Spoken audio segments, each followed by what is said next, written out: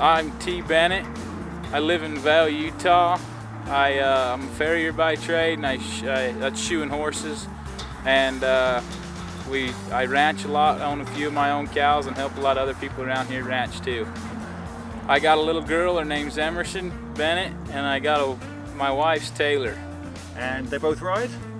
Yeah, they ride a little bit, not a lot, not as much as we do, but a little. And how many horses do you own here on your ranch? We usually have anywhere from 6 to 10 around here on a given day.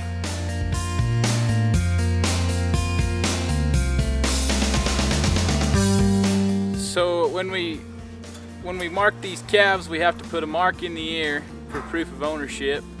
And when there's a bull calf, we gotta cut him, castrate him, so he don't reproduce to some of his other cows. We like to have good calves, and a lot of these calves won't throw as good calves when they reproduce when they're so young.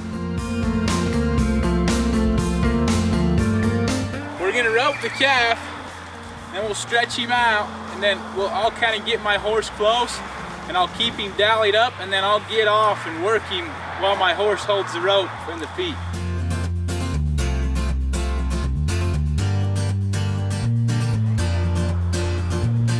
T and his partner Bob prepare the calf by using age-old techniques and authentic ranch skills that originated from the early working cowboys. The technique is called calf roping, or now more commonly called tie-down roping.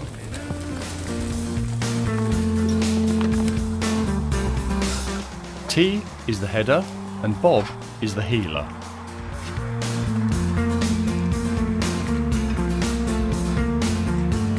The header ropes the horns or neck, then dallies or wraps his rope around the saddle horn and turns the steer to the left for the other cowboy, who ropes the heels.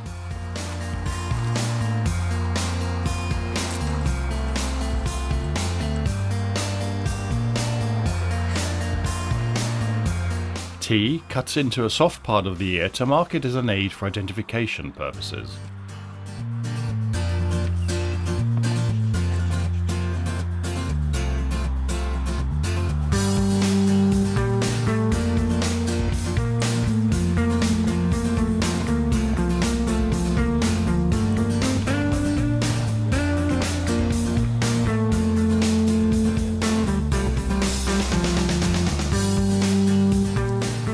Calf roping derives from an actual practice used by vaqueros and cowboy hands, requiring them to catch and restrain calves for medical purposes or for branding.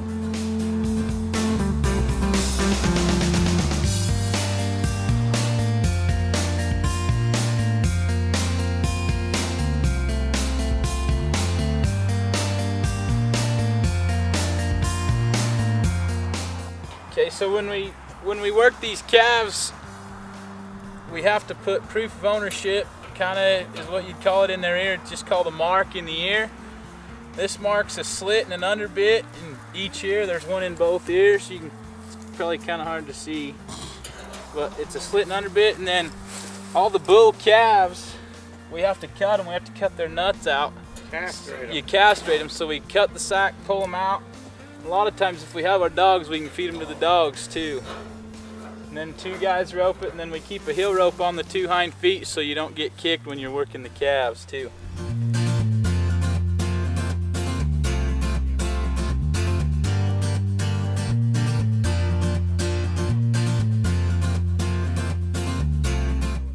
So now we'll rope another calf real quick, and he's got pink eye. So we got to doctor his eye real quick. What is pinkeye? It's a disease. I mean, it comes from like all this dry dirt in the ground. Okay. They get it from that when the wind blows and it gets in their eye. It causes pink eye, and it'll turn blue. Okay. I don't know why they call it pink eye, but they do. And then we're gonna rope another cow after that, and we gotta mark the cow. She's a big cow. So it's gonna be hard work the next one. Yeah, kinda. She's big. Good. She run me out of the trail once yesterday.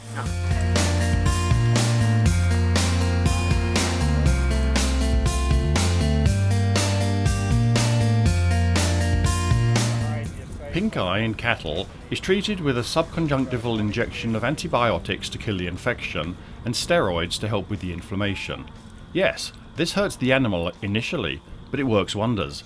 many pinkeye cases respond within a day or so. Okay, now we're up that big cow. Back in the day, when the West was still undeveloped and new, ranchers didn't have the amenities of electric fences and modern medicine to combat the new terrain. Mainly relying on their guts, horse, and hopefully a few good friends, ranchers would have to get their hands, and pretty much all of their clothes, dirty to get the job done. One of ranching's biggest and probably most important chores is making sure that 1. Your livestock is healthy, and 2. That your cattle doesn't stray into your neighbour's herd. To prevent these things from happening, ranchers quickly learned how to rope their cattle to either administer medicine, to breed them, or to brand them with the family's brand. Okay, so this, we just marked her, just got done marking her, there's blood coming out of her ear. Just a proof of ownership. We got a tag here in her ear, just kind of another way to tell her that she's yours.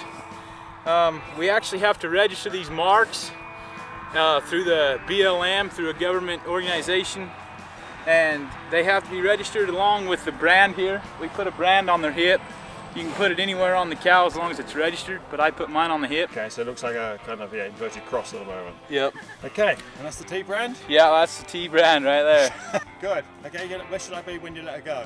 You might want to be on the fence.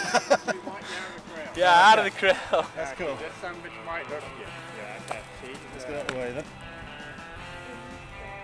Well done. So what are we going to do now then, Ty? It's kind of all we got. Okay, we're going to do the other stuff now then, shall Yeah, we? you want to go Get some sunset shots. kind of do some videoing? Yeah, proper videoing, yeah. Let's do it.